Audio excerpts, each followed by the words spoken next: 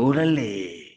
Okay guys, kembali lagi sekali dengan saya Pat Mashima, your homeboy. Orale. Sekarang kita berada dekat kedai lapis kaca Danakota Platinum Walk, guys. Guys, kalau korang dah tengok music video Kilo, korang boleh nampak bos lapis kaca dekat dalam Abang Bob, Kak Ayu kita.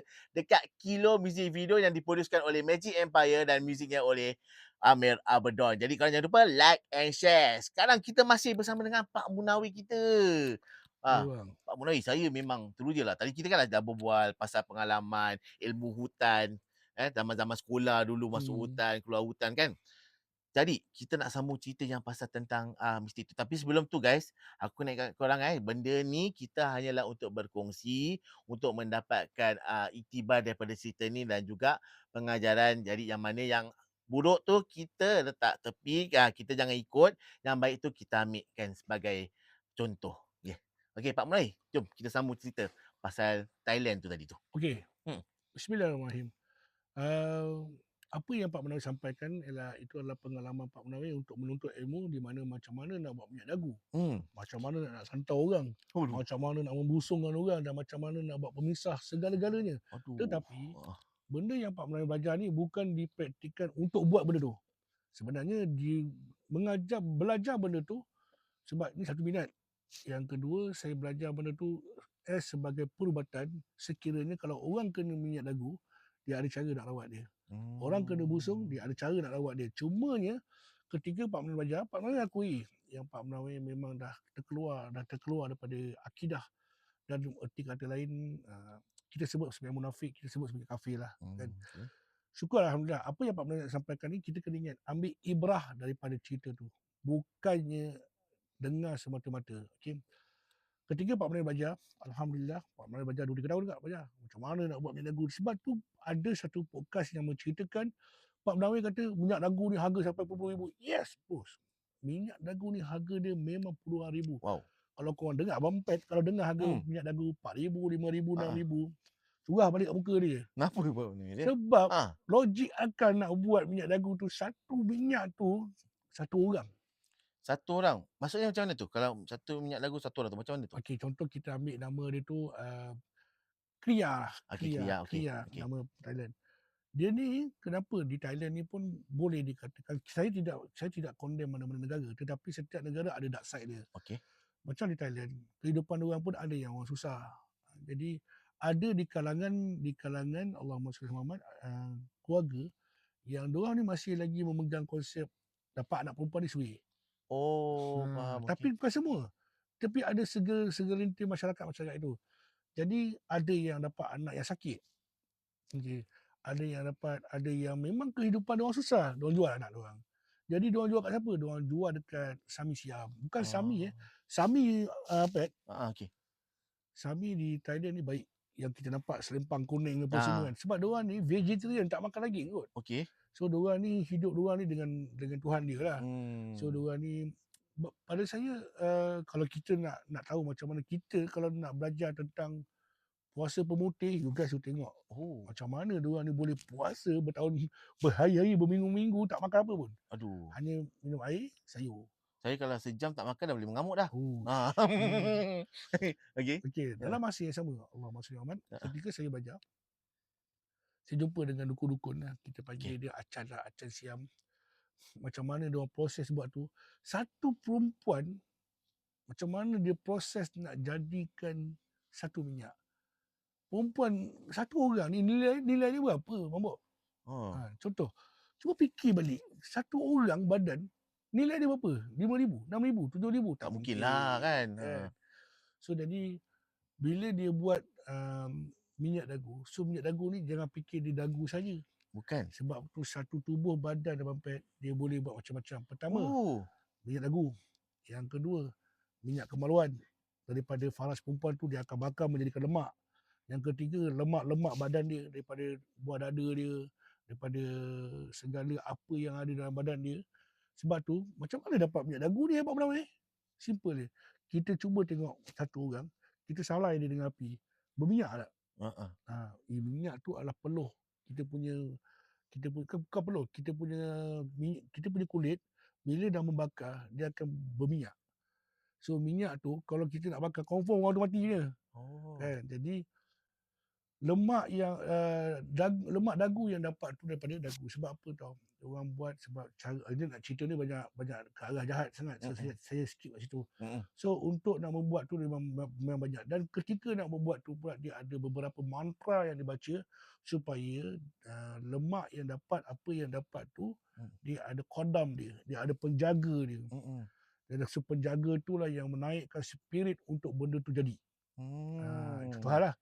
So dalam satu badan manusia ni dapatlah minyak tu, minyak ni, minyak tu, minyak ni. So dapatlah 7 minyak. Jadi dia beli satu tubuh badan tu lah kita Ya, nak satu kata. tubuh badan tu. Oh. Jadi apa lagi? Ada yang menggunakan otak dia, ada Mm. yang menggunakan tengkorak dia.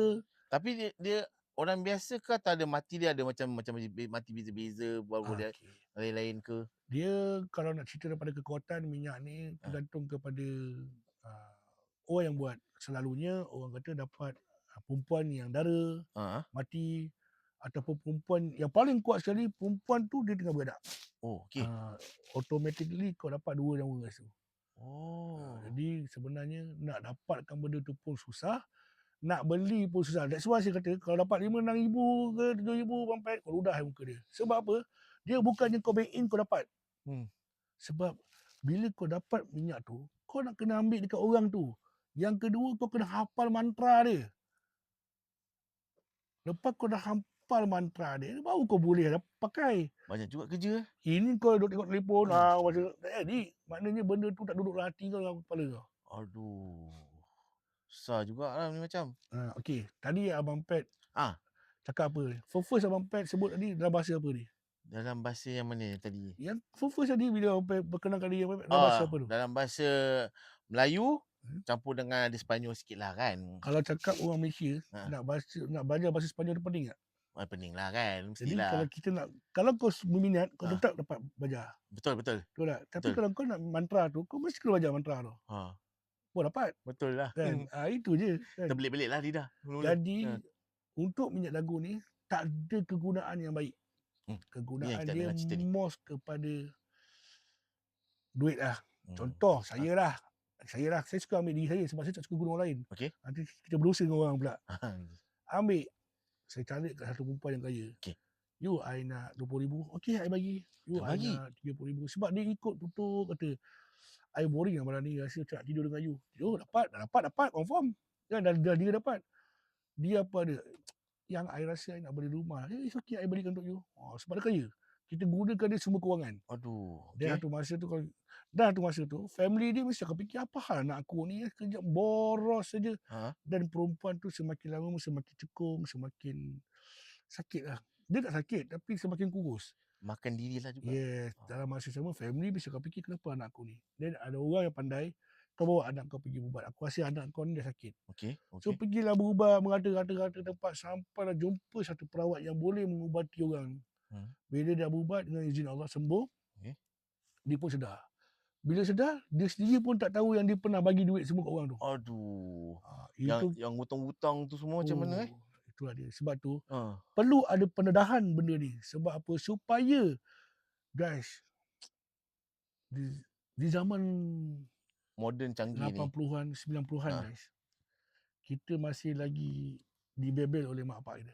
Nak pergi mana tu? Rumah, kau jangan ada. Hari ni nak tuition aja, tahu-tahu ke hotel. Betul tak? Macam Abang Pat. Budak 14 tahun duduk dengan kita pun, saya lepak dengan budak 12 tahun, 13 tahun, 14 tahun, boleh kita set dengan saya. Alamak. Macam mana tu? So, benda ni, dah tak ada satu sifat malu. Dah terlalu open lah. Terlalu open. Jadi, bila terlalu open, sekarang ni pemerdagangan manusia terlalu banyak. Apa cara nak buat? Aku cari budak ni ikut aku. Aduh. Satu orang ni aku jual kau 50,000. So, apa dia boleh buat? Dia jual organ orang tu. Macam mana dapat? Macam mana kau boleh ikut aku? Benda-benda macam Kita ni cerita pasal minyak dagu. Betul. Kau belum cerita lagi kalau kita pergi Indonesia. Bukan semua orang Indonesia begitu. Orang Indonesia bagus. Sebab saya belajar pun kat Indonesia. Ada orang yang mengamalkan contoh. Asal ada duit, orang kaya kita ni, pension, pergi Batam. Betul. Pergi Batam, makan, balik. Kenapa nak pergi Batam lagi hari?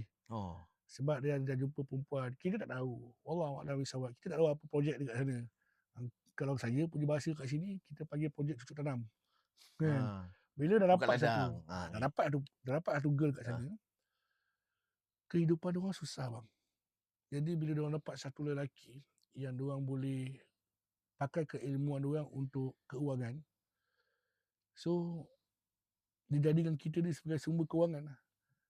Kita balik je teringat kat dia. Lepas tu teringat malam tu aku buat apa dengan dia.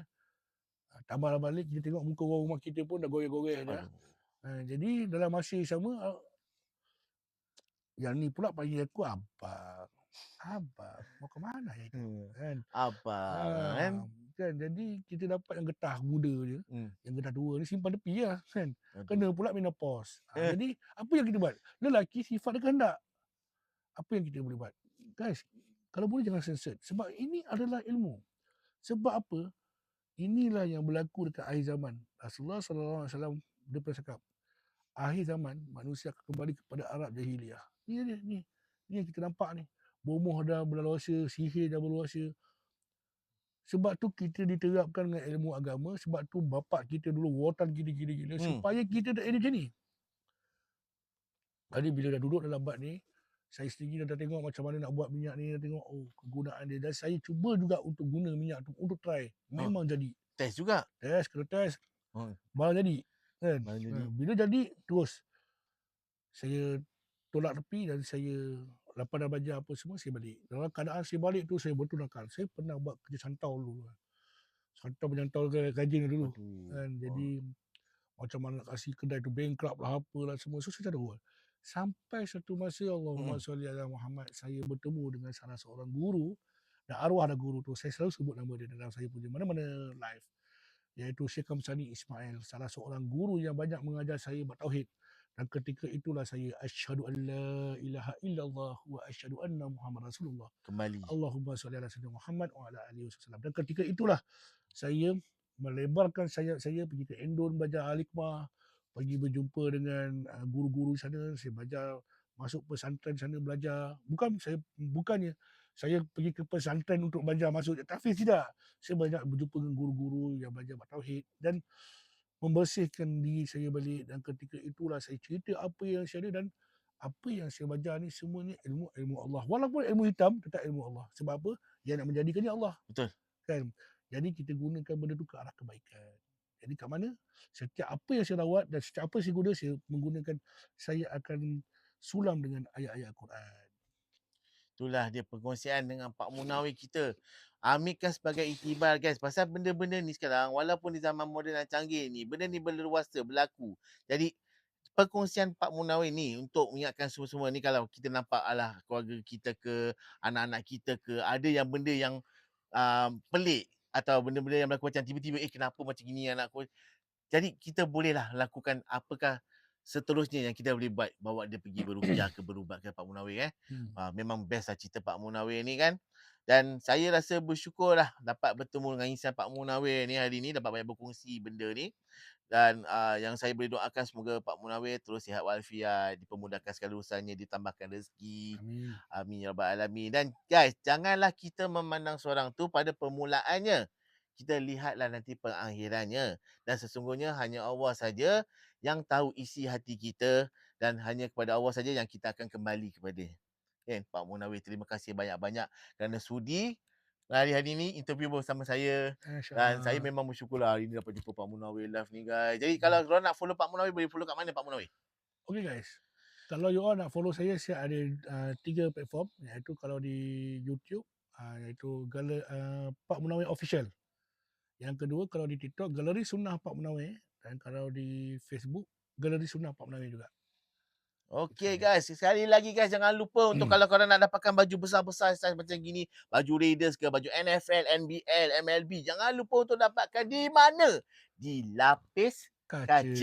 Dana Kota Platinum Walk. Jangan lupa untuk follow IG dan juga TikTok Abang Bob dan Kak Ayu, kita sentiasa membantu Lapis Kaca. Okay guys, signing off. This is your boy Pat Mashima. Oh, Lale.